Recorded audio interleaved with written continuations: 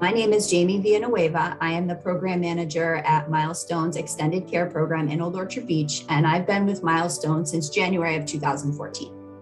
Most of the gentlemen that come here have been using for the better part of their lives. Some of them even starting using in their early teen years. A lot of the guys that come here have experienced a lot of different treatment episodes, whether it be outpatient programs or other short-term and long-term residential programs. But our program here is really geared for people who need a longer, more intensive treatment stay. I think for a lot of the guys that come to the program, some of the things that get in the way is a pretty significant trauma history, whether it be there was neglect and an inability of the family to meet basic needs, or there was actually an abusive person within the family that the client may have been victim of either physical, sexual, or emotional abuse. And then I think oftentimes we forget about substance use disorder in the family too, and how that might impact people's ability to develop healthy coping skills.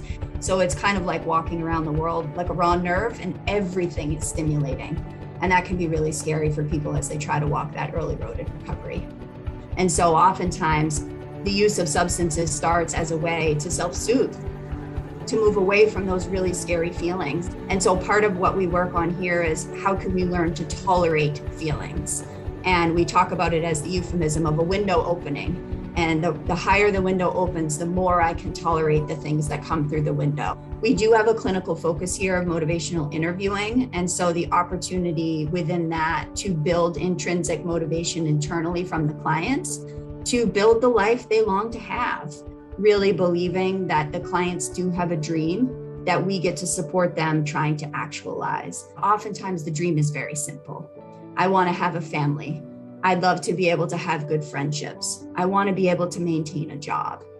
And that's things I think people without substance use disorder take for granted.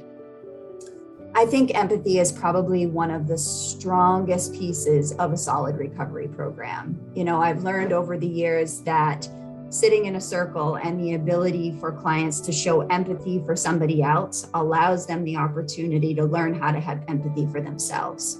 It goes back to that really entrenched shame that people have, and learning to have empathy for yourself is the best way to move past the substance use disorder. I think the community would really be surprised at who these guys can be. The negative self-talk I hear from clients is painful to listen to.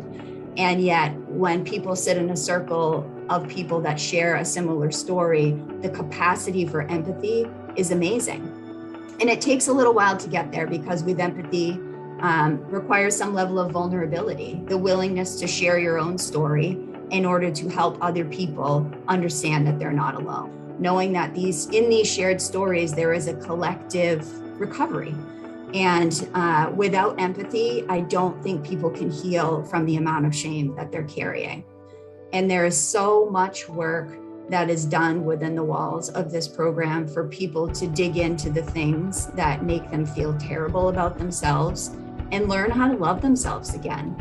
I think it's wonderful to know that at any level of care, we really can support people at Milestone to do the best that they can do today.